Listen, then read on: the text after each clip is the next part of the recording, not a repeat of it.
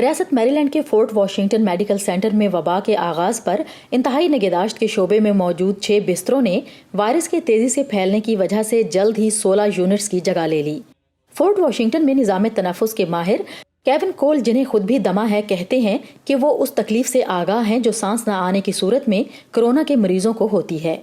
ان کی سمجھ سے بالاتر ہے کہ ایسی ہجوم والی عوامی جگہوں پر ایک دم واپسی کیوں، جہاں فاصلہ رکھنا مشکل کام ہے۔ میں نے بدقسمتی سے وائرس کے مریضوں کو مرتے دیکھا ہے۔ ہر کوئی یہ سوچ کر ساحلوں کا رخ کر رہا ہے کہ سب کچھ ختم ہو گیا ہے، لیکن ایسا نہیں ہے۔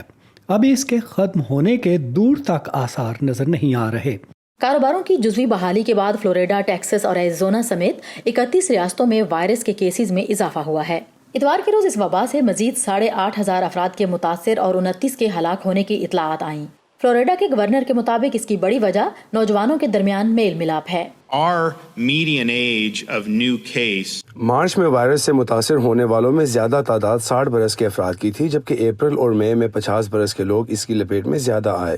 لیکن اس ہفتے جو صورتحال دیکھنے میں آئی ہے، اس میں وائرس کے زیادہ تر شکار 33 سے 36 سال کے لوگ ہیں، ان میں سے نصف 35 سے کم ہیں۔ میری لینڈ میں ایک نرس ٹراکینا ہوگن کہتی ہیں کہ ہر روز ان کے ساتھیوں کے کووڈ-19 کے مریضوں کے کمرے میں جاتے ہوئے لیے گئے حفاظتی اقدامات انہیں یہ باور کراتے ہیں کہ وائرس کتنی آسانی سے آپ کو لگ سکتا ہے۔ اب یہ ایک حقیقت ہے اور ہمیں احتیاطی تدابیر اختیار کرنا ہوں گی۔ ماسک پہننا ہوگا، ہاتھ اسی طرح صاف رکھنے ہوں گے۔